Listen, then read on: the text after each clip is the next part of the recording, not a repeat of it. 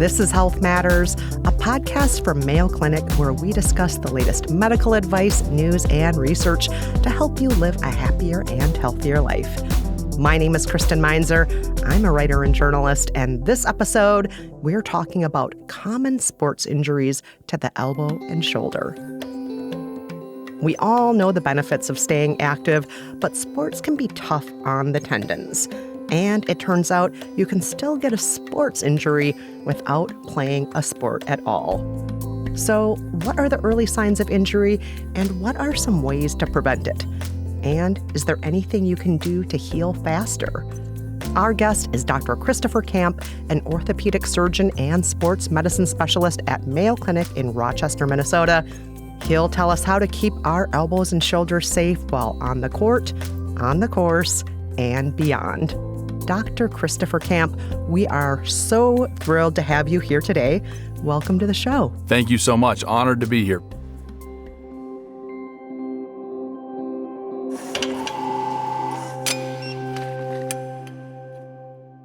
Let's talk about some common sports injuries in the elbow and shoulder. It feels like you can combine a lot of sports with the word elbow. We've all heard the terms golfer's elbow, tennis elbow. And now, recently, I've been hearing pickleball elbow. What exactly are these conditions, and how are they similar or different? They actually all are fairly similar. Tennis elbow, golfer's elbow, or pickleball elbow. Those injuries tend to occur in folks that are a little bit older, I would say, most commonly in the 40s, 50s, and 60 age range. Really, these are tendon injuries. So we have muscles that help us move our bodies. Those muscles are attached to bones by tendons. And these tendons can get irritated and torn. We get tendonitis, and there's all sorts of different severities of it. But essentially, all of these injuries are different types of tendon problems that we see. You mentioned that we see these injuries most often in people 40 and older. Are there any other similarities besides age? Absolutely. These tend to be activity-related injuries, and most of them are overuse type injuries. So it can happen really in anybody who's active, whether that's from fitness activities, weightlifting. It's kind of a wear and tear type problem. And that activity is not just with sports. If you have a physically demanding job, a labor type job, or even if maybe you're not that active, but you spend the weekend weeding the garden and adding mulch to the flower beds, and you have a short period of increased activity, that can cause it as well. So it's sort of this combo of high levels of activity and unfortunately also increasing age that tend to go together as risk factors for this. It's such a bummer because we've been told use it or lose it. So a lot of us are out there trying to use it and not lose our mobility, not lose our abilities. Why then do these injuries develop if we're doing what the doctor says? Kristen, that's a wonderful question. And you're exactly right. You do need to move it or you lose it. But we have to be smart about how we do it.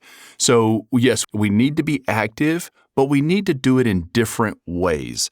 One of the reasons these injuries develop is because we tend to do the same thing over and over again. So if you're a tennis player who's hitting hundreds of backhands a day, that really increases your risk of having this injury. But if you're a tennis player who cross-trains, maybe you play tennis 2 to 3 times a week, and then on other days you swim, you bike, you golf, then you're moving your body in a different way, and you're using your muscles and tendons in different ways. And so you're not going to get as many overuse injuries in one specific area. Now, can we talk about the difference between an acute injury and a chronic injury? Where does tennis elbow fall into that? What are some examples of each of these kinds of injuries? So we generally think of tennis elbow as a chronic or overuse injury, but that is not always the case. So just to explain what tennis elbow is, you get inflammation or irritation of the tendons on the outside part of the elbow.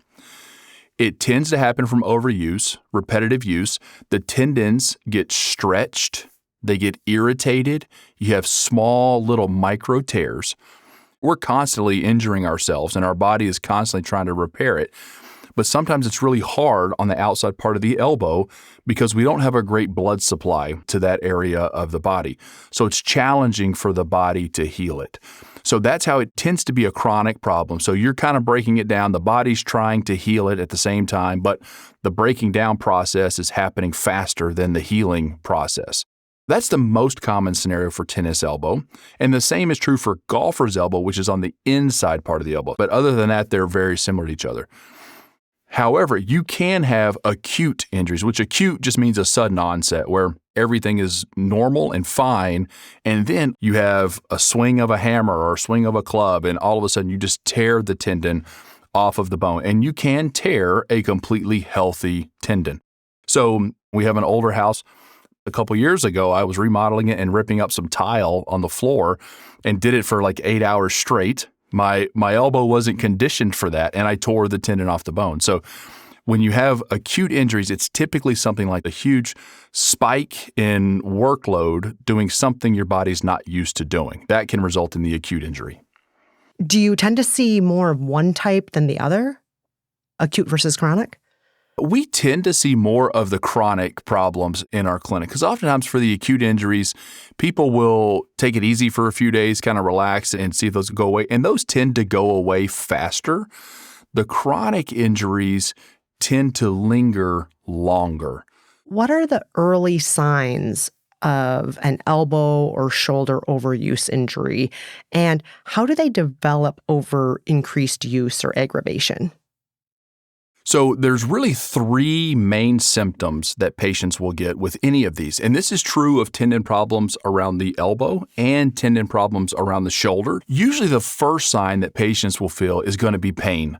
And it's directly at the site of the injury. So either right at the elbow if it's an elbow problem or in the shoulder if it's a rotator cuff problem. And that's usually what gets our attention. It's hard for us to ignore that.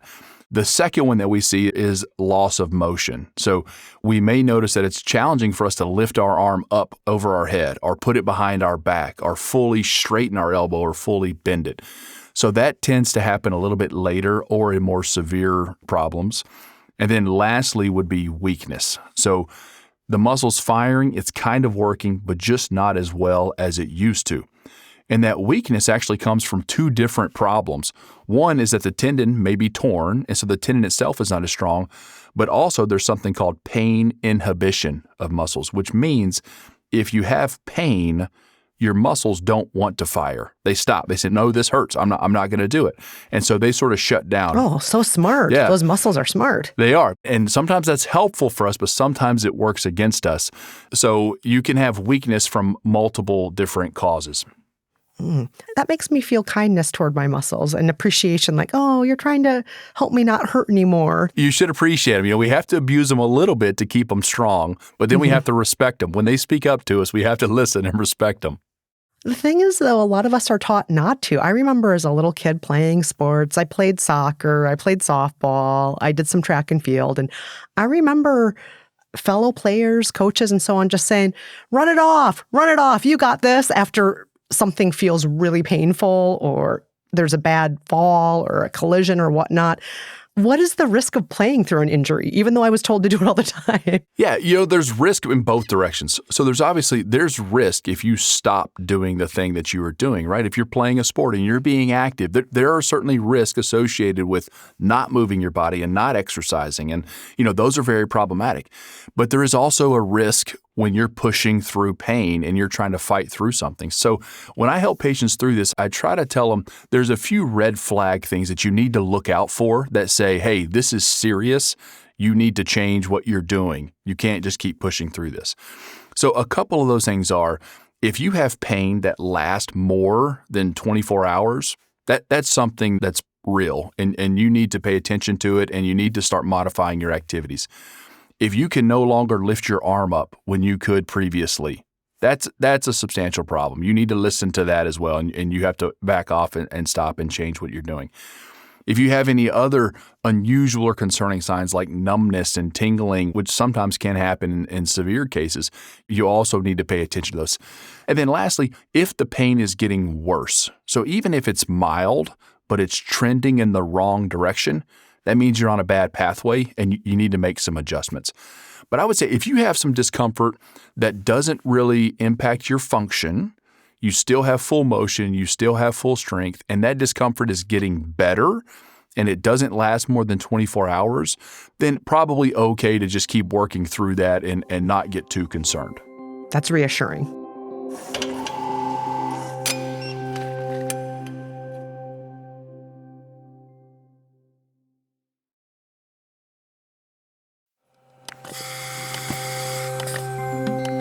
Tennis elbow, golfer's elbow, pickleball elbow, these are all tendon injuries that tend to happen through wear and tear activity. So if you want to prevent these from happening to you, be smart about how you move. Don't just do the same activities and repetitive motions over and over. Mix them up by trying new exercises or sports. If you do get injured, pay attention to symptoms of pain, loss of motion, or weakness.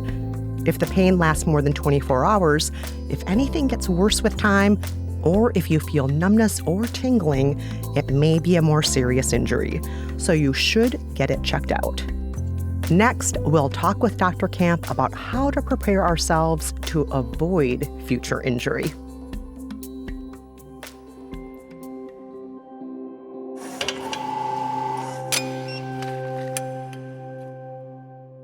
Question. Let's say I'm just injured once. How likely is it that that one injury is going to affect a risk of a future injury? Well, the answer to that question is a very clear and strong, it depends. And what it depends on is how much damage was done and what caused the injury. So there are certain things you can do that can have long-term impacts and set you up for future injury risk if it's a pretty severe injury. But that's usually uncommon for that first injury. The bigger thing you actually have to worry about is what caused that injury. Is there some sort of mechanical factor, meaning there's something wrong with your golf swing, you're not doing it right, or maybe you shouldn't be hitting 5,000 golf balls a week? Is there a behavioral thing going on here that's caused this? And if you don't figure that part out and make that change, then you're absolutely at risk for having that injury again. So the key is if you can catch it early, make the adjustments you need to, then you have a good chance of, going the rest of your life without having any additional problems. So you use these injuries as educational opportunities and learning experiences to try to put yourself in a better spot in the future. So that's the best case scenario. But let's say somebody out there does get an injury, even though they're trying their best to do the best positioning, to not push themselves too hard, but it happens anyway. What steps should that person out there take immediately, whether it's on the court or as soon as they get home? What should they do when they feel that injury come on? Yeah, well, the good news with these is that most of these are not emergencies or urgencies. So that's good. So really the only thing you have to do right away is stop doing whatever it is that caused the injury to happen. And that sounds very simple, but that's often very hard for us as human beings. Something about us sometimes, we want to almost prove our body wrong. We say, I just hit that golf ball and that really hurt. Let me try another one, see if it feels better. I don't know why our mind works that way, but it does. It's so true. I'm not going to leave this garden half weeded. That's right. The rest of this garden's got to be taken care of. Yeah. I'm going to finish the job, right? Yeah. So we're wired that way. That's very common. And I would say that's the one thing you want to avoid. Okay, if you have a new injury, the first thing you should do is stop doing whatever it was that caused the injury. And switch arms, get some help, do something else if the job has to be done, but make an adjustment. Then I think I would say next, just breathe. Don't panic. You have time to kind of sort this out and see how things go. Some early things you can do. So the simple things like ice, compression, elevation, taking some potential anti-inflammatory or over-the-counter medications. Those can be helpful. All of those are safe to do. They're okay to do. And I generally recommend starting there. And for most of us, if we do that and we do it early enough, there's a really good chance that may take care of the problem for us. But if it doesn't, if we're still having issues several days later and things are getting worse, that's a sign that we got to start doing something else. You said ideally early? When you say early, do you mean within a few minutes, within a few hours? Really just within that day. You don't have to be in a rush to do this all. Or actually, to be honest with you, it's really just before you do something to make it worse is really the time frame that we're looking at. And honestly, icing immediately versus within an hour or two, probably not going to make a big difference. That's good to know. So as humans, sometimes the last thing we want to do is rest, take a break, or sit still. But that can be important for an injury. Is there a minimum amount of time someone should rest after an injury? Absolutely. The minimum amount of time I would say is going to be at least 24 to 48 hours. But in reality, that's going to be dictated by the severity of the injury. So unfortunately, you really need to rest until you're not having any pain, you have all your motion, and you have all your strength. So as long as you're having symptoms, unfortunately, that means you have to rest. The problem, though, is that these injuries occur in active people, and active people don't like the word rest. That's a profane word to them, and I get it, and I understand it. So what I talk to my patients about is you just have to be smart. Doesn't mean you should be inactive. You just need to find other creative ways and other creative outlets of things that you can do to stay active. So if you injure your elbow or your shoulder swinging a tennis racket, try riding a stationary bike or hop on a Stairmaster or the elliptical or, maybe even going for a walk or a run. Find something else that doesn't hurt and doesn't involve the injured extremity to burn off that energy that you need to stay fit, to stay active. And we tend to be hyper-focused as humans. And, people will say, well, tennis is my life. It's my everything. I'm obsessed with it, which I appreciate that. And I get it. Sports is a big part of my life. But then I have to ask the question, what about tennis or golf or whatever that thing is? What is it about that makes you love it so much? Because there's a good chance that whatever it is you're finding in tennis, you could probably also find in another sport or another activity, whether that's companionship with the people you're playing against, whether it's exercise, whether it's just getting outside or all of those things. You can find other creative ways of doing that. So I challenge people to say, keep that drive. Don't lose that. Just be smart and maybe redirect it into something temporarily while we help you get over this current injury that you have. All right. So let's say I've done the temporary sitting the tennis out, trying to let things heal. I am ready to get back out there, or I think I am. Is there a way I should go about testing if it's really safe to even do that? Yes, absolutely. So some things you want to do, the basics. You want to make sure it doesn't hurt. You want to make sure you have good motion. You want to make sure you have good strength. But then you also need to start thinking about what is the demand of the sport that I'm trying to play. So if we take tennis, for example, some of the higher demand things you would be doing would be serving, and maybe your backhand. If it's a tennis elbow problem, the backhand is very challenging. So I say, okay, now I'm doing zero tennis. Pretty soon I'd like to be serving at a high level and hitting my backhand with no problems. How can I work my way up to that? And that's going to involve, proper warm-ups. Start with just some light hitting, a ball up against the wall, some light volleys with a partner, and just slowly do more and more and more and more and kind of ease your way back into it. And do you have any guidelines on how to get back into a sport after recovering? A general rule of thumb that we use, which is not always applicable but can be helpful, is that however long you've been down and out of your sport, it should take you about that long to build back up. Oh, okay. So let's say you've had an elbow injury that's kept you out of tennis for 3 months. Well, you might need up to 3 months to build back up to get to where you were. That's kind of a rough guideline that people can use to tell how long it's going to take them back. We all make the mistake of saying, well, doc said I can go play tennis, so first day I'm going out, 3 hours and I'm just going to get after it. And that's not wise. You're likely to re-injure yourself then. So you got to be thoughtful and careful about it. And then the other thing is you have to ask yourself in this process, what am I going to do differently so that I don't get injured again? Am I going to work with a physical therapist who can teach me some drills and exercise and some arm care things that I'm going to do as a part of my warm-up that I'll add into my fitness routine that'll really help me strengthen these muscles and tendons that are vulnerable to minimize my risk of future injury?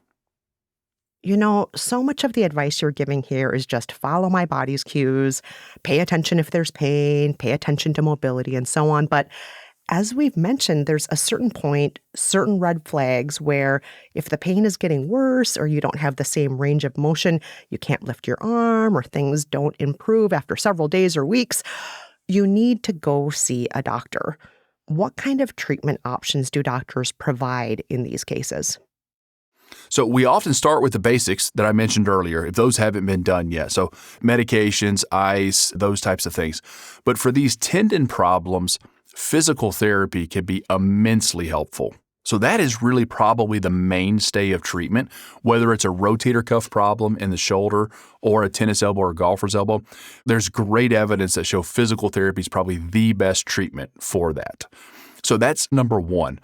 If that doesn't work, then there are some more advanced things that we can do. There are even some injections that can be helpful. There's different types of cutting-edge regenerative medicine and what we call orthobiologic treatments. And those are things like stem cell injections and PRP, which is platelet-rich plasma. So that's taking the body's own blood and growth factors and re-injecting them into the site of the injury. And there's some evidence that those things might help a healing response. They're not miracles. They don't work instantaneously, but they might speed things up. So those are some of the things that we do early on, and that takes care of most of the problems. But for a small subset of patients that either don't get better with those treatments, or if they have complete tears of the tendon, they often need surgery. And that's true for both the shoulder and the elbow. And the good news is that the surgery tends to have very good outcomes. The problem is you have to have surgery, and then you have to go through the rehab and recovery process, which slows you down even more. So even though I'm a surgeon and I love surgery, I think it's generally best to avoid it if you can. After surgery, can most folks go back out there and play again? They can. So fortunately, with these injuries, the rate of returning to sport and to work and to activities is extremely high, greater than 90 to 95% for most of these injuries. So that's the good news. The problem is it takes longer than any of us want. It takes longer than I want for my patients. It takes longer than they want. It takes longer than the physical therapist. So for a bad rotator cuff tear, it's not uncommon that it's 6 to 9 months before folks are back to doing things they want to do. And for some of these elbow problems, that's usually a little faster, but that's typically 3 to 6 months. We've all seen this. We've seen people out there playing with sports tape or with braces after an injury or after an ache or whatnot. Is it okay to resume activity with these braces or tape? That's a tremendous question, and it's actually a little bit controversial. For me, I generally tell patients if those braces allow you to play pain-free, then I think it's okay. But if you're wearing the brace and you're still trying to play through pain, you still have those same risks that I talked about. So don't think that the brace makes it safe to play through pain. And there are certain types of braces, there's some straps around the elbow that can actually give you different problems. So there's one brace that's very commonly used for tennis elbow. It's a little strap that goes around the forearm that can actually cause compression of a nerve and then gives a new nerve compression injury. So the braces aren't always without some risk as well.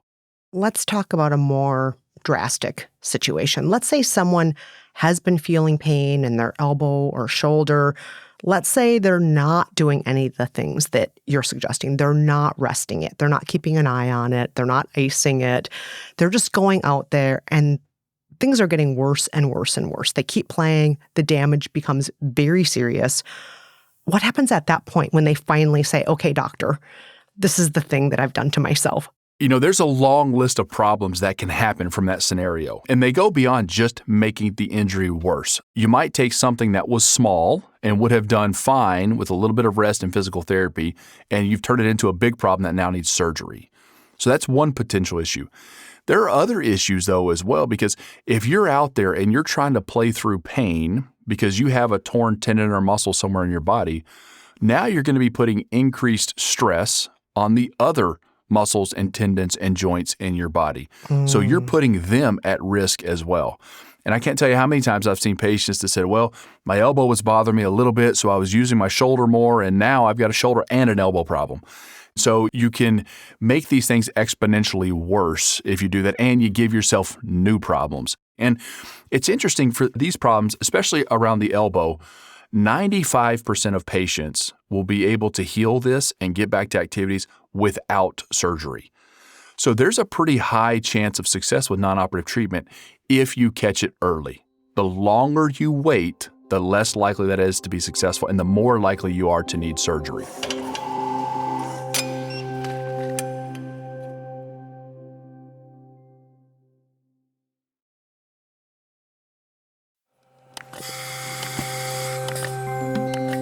Once you have an injury, most importantly, stop doing the activity that's caused it.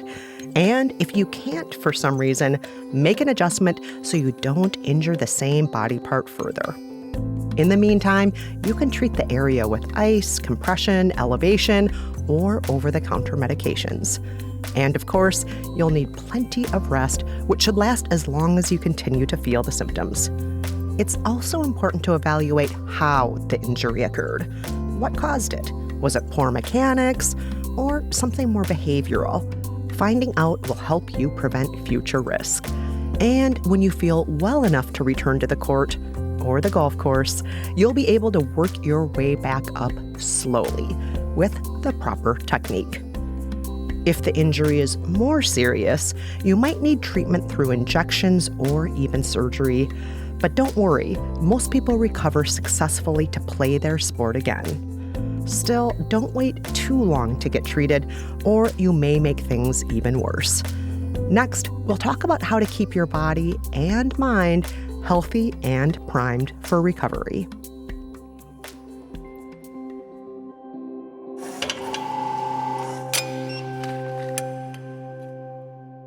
How can people who are into sports but who haven't had an elbow or shoulder injury protect themselves from future injury?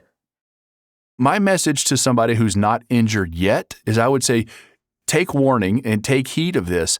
Try to diversify your interests because we never know when something's going to be taken from us. And so it's great if you're all in on one sport or activity, but there's some risk in that. And something may happen and maybe you don't get to play that the rest of your life. For me, I was a baseball player, but it becomes harder to play baseball when you get older. It's harder for me to find, 18 buddies to go out and play a game of baseball. So I have to diversify my interest and find other things that I can do that still check the boxes for me. So then if I am injured, I've got a menu of options here. I love all of these things. And okay, one has been taken off the menu, but I've got 4 other things that I can go to that still fill my cup. I think that is such great advice all around in life. I mean, whether it's somebody really strongly identifying with that one sport or with their job or whatever it is, if that one thing goes away, we don't want the rest of us to disintegrate. I think a lot of people who are, maybe a little older but still super active really identify themselves as competitors.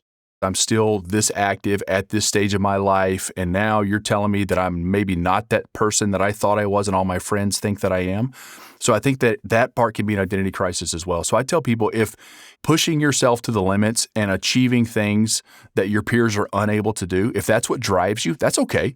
But let's just do it differently. Maybe become a distance runner now, or become a swimmer or a cyclist. You can still outperform your peers physically in other areas and probably still get that same feeling if that's the thing that drives you. Oh, great advice. I actually had a patient recently who's in his early 40s, super active, competitive athlete, very fit. And he bought a gallon of milk, set it on the hood of his car, and it was raining, started to slide. He went to grab it really quick, had a complete tear of his rotator cuff and couldn't lift his arm. Oh. He felt terrible about it. Like, he almost felt shamed. He was like, I'm supposed to be an athlete. I'm supposed to be fit. Why did this happen to me? But fortunately, he came in early. He had to have surgery, unfortunately, but he was an unbelievable patient. He turned his recovery into his new sport, directed his energy and passion into that, and did unbelievably well. So I would encourage a lot of our listeners, if you are injured and you're having to go through this process of healing and recovery and it's really frustrating you, turn recovery into your new sport. Take that same vigor and energy that you use on the tennis court and apply that to your recovery process. And sometimes that mindset can help. That's fantastic. Okay, so once you've been injured, you want to make sure it doesn't happen again. Let's talk about some strategies for that. What would you suggest to make sure we don't get re-injured or get injured at all in the first place?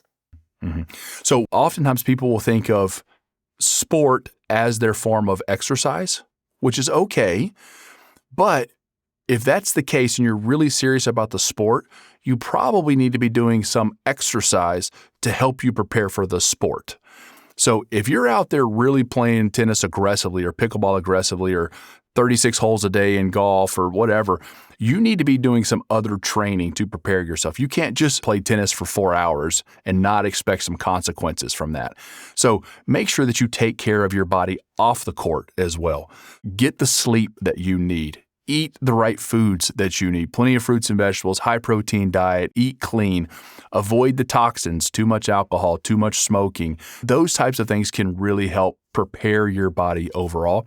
And strength training has to be a big component of it, as well as balance. A little tip, a lot of people don't realize this, but generally speaking, strength training, when you shorten a muscle, you're helping improve the muscle. When the muscle lengthens, that's better for the tendon. So let me explain that. If we want to build up our bicep, so if I grab a weight and I pick it up and I curl it, my biceps muscle is shortening and contracting as I do that. And that helps make my bicep muscle bigger. But then if I'll go really slowly, when I lower it, my biceps is lengthening during that. And that actually helps our tendons more. So one of the tips I would give to all of our listeners is that you should be doing strength training, number one. And number two, when you do, go slow in both directions, when you're lifting the weight and when you're lowering the weight. And that can help both your muscles and your tendons. How do you feel about stretching, warming up, cooling down, all of that stuff? So stretching is particularly important for both muscle and tendon related injuries. So tendons tend to get injured due to stretching that they're not ready for because they become stiff with age. We all feel that. As we're getting older, we're getting stiffer. Some of that is arthritis, but a lot of that is our muscles and tendons are tightening up and they lose what's called elasticity over time. And so stretching can help us preserve that. And so it's critically important that we should do that, not just when we're preparing for physical activity, but we should have some form of mobility in our regular fitness routines. And the older we are, the more important that is. So even if you're not a tennis player or you're a golfer, you're not off the hook. You still need to be doing this as you get older. Should we be weight training a certain number of hours a week? Should we be doing balance a certain number of days? Yes, there is, but the answer for that is really individualized for all of us. So if your goal is just general physical fitness, I want to be active, I want to keep up with my kids or my grandkids, I want to help somebody move the couch without pulling a muscle, then you should be doing probably at least 3 strength training sessions per week.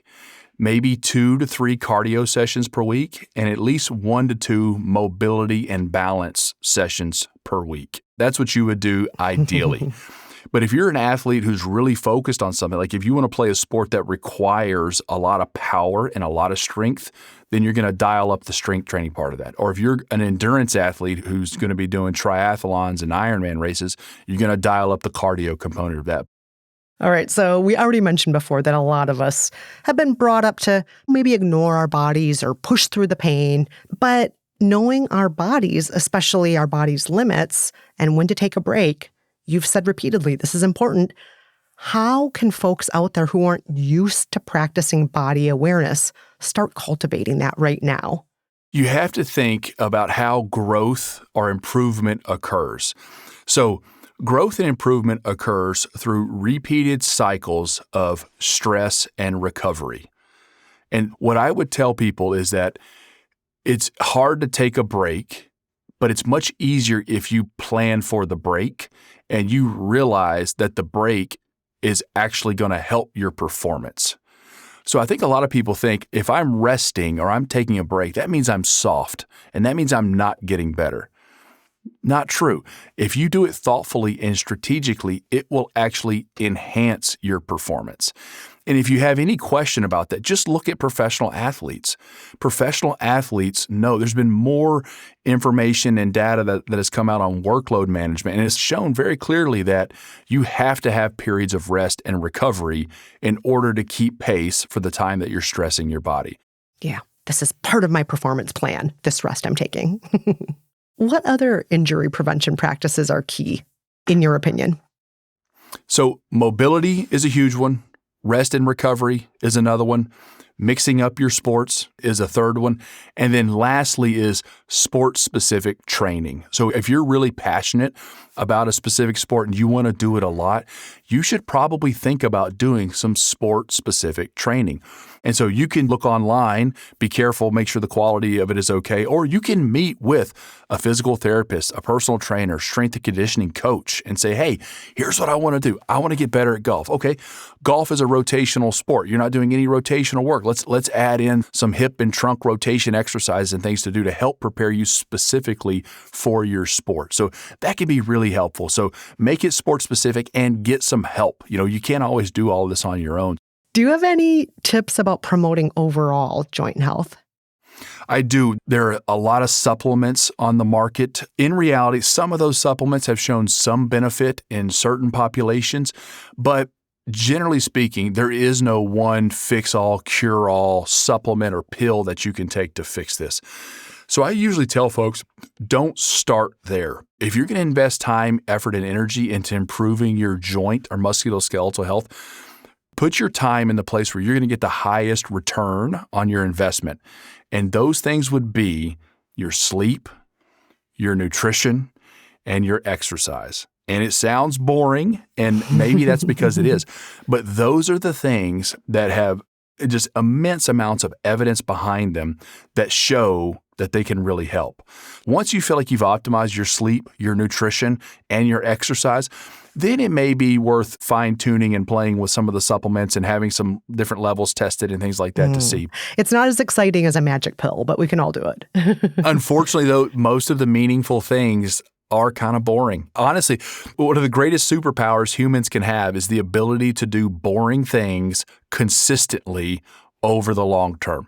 If you can do that, you'll achieve unbelievable things in life. But that really is the key.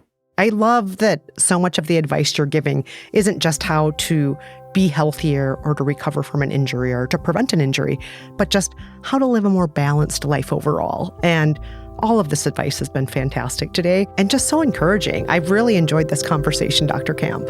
I really enjoyed it as well. Thank you.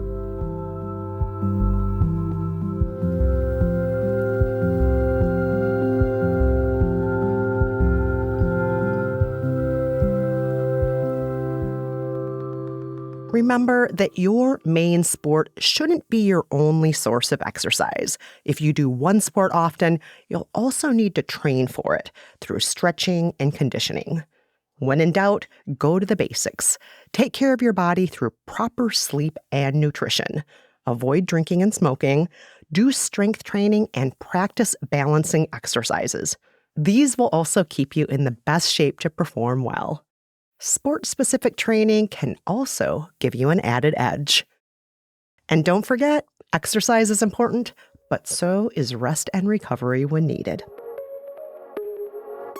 Okay, that's all for this episode, but if you've got a question, a topic suggestion, or a follow-up question about this episode, you can leave us a voicemail at 507-538-6272. We might even feature your voice on the show. For more Health Matters episodes and resources, head to mayoclinic.org/Health Matters. And if you found this show helpful, please subscribe and make sure to rate and review us in your podcast app. It really does help others find the show. Thanks for listening, and until next time, take care and stay healthy.